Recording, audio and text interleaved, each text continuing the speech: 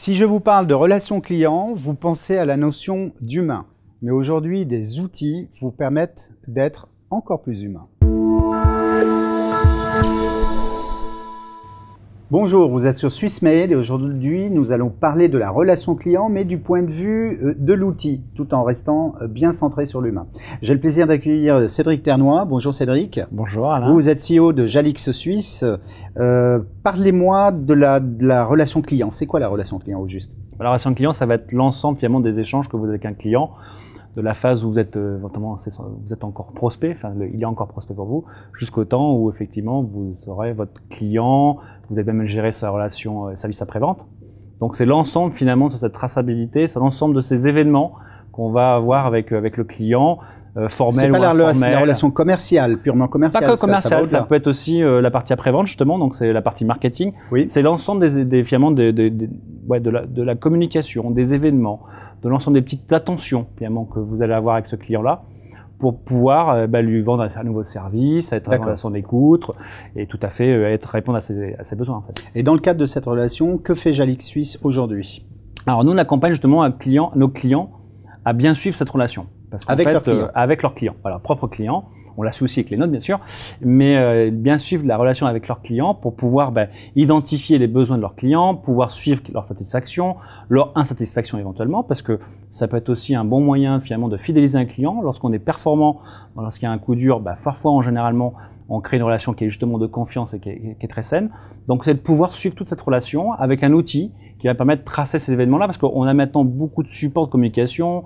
Ça peut être verbal, ça peut être téléphonique, ça peut être l'email, ça peut être un événement, ça peut être énormément de choses. Donc il faut pouvoir un peu fédérer toutes ces informations-là. Sachant que cette relation a évolué. Et elle a évolué, bien sûr. On va dire il y a une trentaine d'années, donc il y a de vrais outils aujourd'hui qui sont très spécifiques. C'est pas juste un fichier Excel. Oui, parce que la relation, elle n'est pas juste maintenant un rendez-vous.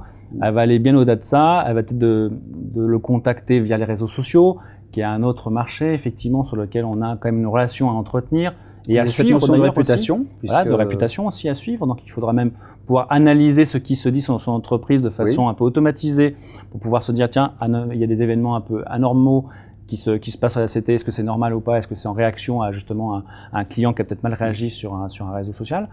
Donc effectivement c'est un ensemble de supports et les outils permettent de fédérer toute cette information-là et de les gérer après parce que c'est d'informations aussi. Donc concrètement, prenons le cas d'une entreprise qui a déjà des outils, facturation, CRM, qui est un outil donc de gestion de cette relation client entre autres. Comment vous intervenez? Vous posez des sondes un peu partout? Comment ça se passe en fait? Alors nous déjà, souvent on fait un point sur la partie CRM justement. Est-ce qu'ils ont déjà un CRM, un état des lieux? Est-ce qu'ils ont déjà un outil ou pas? Et en tout cas, si la manière dont ils le gèrent, on les aide éventuellement à trouver l'outil adapté pour gérer cette partie-là. Parce que le CRM, c'est le socle, c'est vraiment le socle, c'est le squelette de la relation, des outils qui ont permis. Les données sont au sein du CRM. Après, on va y connecter un certain nombre d'informations supplémentaires. On peut par exemple dans le retail avoir besoin d'avoir quelque chose de beaucoup plus interactif avec le client. Donc on aura des applications qui s'appellent Dear Customer, qui vont être des applications mobiles. J'ai vu même des tablettes au sein des magasins. Des tablettes, ça peut être sur le smartphone du client où il a besoin d'interagir en temps réel avec son magasin par exemple. Donc c'est toutes ces petites l'IoT, tous les objets connectés qui sont aussi aujourd'hui des choses très importantes à collecter en termes d'informations et à fédérer au sein du CRM. Donc nous on analyse un petit peu le parcours client avec nos clients, justement, quel est leur parcours client. Vous sortez des états. Et puis on sort des états, on sort des bonnes pratiques, en disant voilà ce qui marche, voilà ce qui marche moins, voilà jusqu'où il faut aller, voilà éventuellement les pièges à éviter aussi, parce que c'est important. Parfois lorsqu'on met en place une CRM, on veut mettre trop de choses dedans et ça devient contre-productif. Donc il faut trouver le bon, exactement, il faut le faire par étapes, il faut trouver les bons jalons. D'accord. Aujourd'hui, quels sont les types d'entreprises que vous avez, vous, en tant que client, vos clients? Alors, c'est assez varié parce que du coup, la relation client, elle gère tous les domaines d'activité. Après, on a quand même des spécialités. Effectivement, dans le retail, on a quelque chose qui est très exacerbé en termes de relation client, puisque c'est du quasi-temps réel.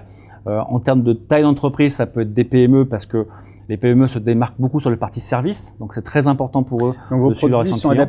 Peuvent être adaptés pour les PME, donc ça reste accessible finalement. C'est complètement accessible et c'est même l'enjeu souvent de nos outils, c'est de dire on a un outil qui permet de démarrer avec peut-être une ou deux personnes, des fois des toutes petites structures. Parce que généralement, quand on pense CRM, on imagine déjà quelque chose d'énorme. Non, aujourd'hui, les nouvelles technologies comme le cloud et les choses comme ça permettent de rendre des souscriptions extrêmement peu chères. D'accord. Avec des outils C'est de la récurrence. C'est de la récurrence et qui vont pouvoir évoluer. Donc l'idée, c'est aussi de ne pas avoir changé d'outil dans sa phase de croissance, parce que c'est au moment où on est en pleine croissance, on n'a absolument pas le temps de gérer justement un gros projet de transformation numérique. Donc plus vite on a initié le sujet avec un produit qui permet d'évoluer dans le temps, plus on gagne de temps finalement sur la croissance, parce qu'à un moment donné on pourra évoluer naturellement. Vous m'avez dit que Jalix existait dans d'autres pays, mais quelle est la particularité de Jalix Suisse vis-à-vis de la clientèle suisse? Est-ce qu'il y a des facteurs différenciateurs? En Suisse, on a une culture du service qui est très importante. Et ça, full service, vous voulez dire, de package, de service, d'attention du client.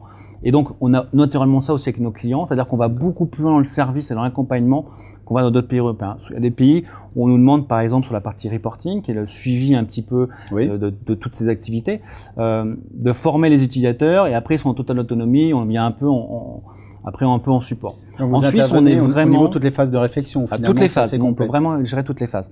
En Suisse, on va vraiment aller jusqu'à construire ensemble avec pour nos clients le reporting, et en fait, du clé en main. Et après, lui, en fait, n'a plus qu'à le consommer, à l'utiliser et à vraiment utiliser finalement la quintessence de l'outil. Nous, la partie un peu technique, back-office, on l'a géré pour lui. Donc, si je comprends bien, pour améliorer ma relation avec le client, c'est-à-dire le capter, et surtout aussi, vous me le disiez, le garder, je dois faire appel à vous. Bah, c'est effectivement une bonne chose. Eh bien, merci. Donc, merci Cédric d'avoir été avec nous. Merci Alain. Vous étiez donc avec Swissmade et nous avions la société Jalix Suisse pour parler de la relation client.